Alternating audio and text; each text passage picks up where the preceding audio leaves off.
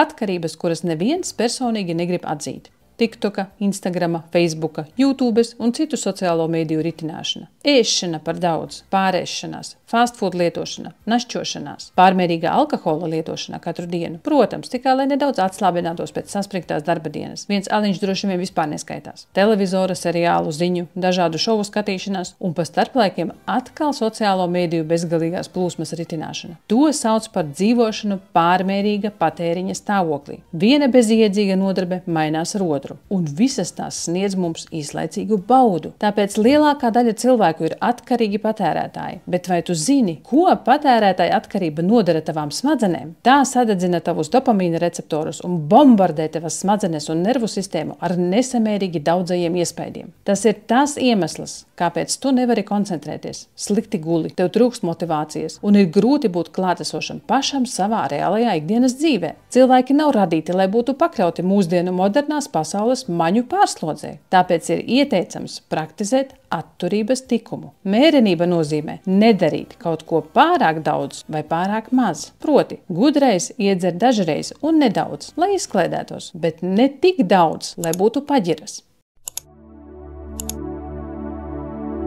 Lasi visu sīkāk par Silent Subliminal subliminal.lv mājaslapā.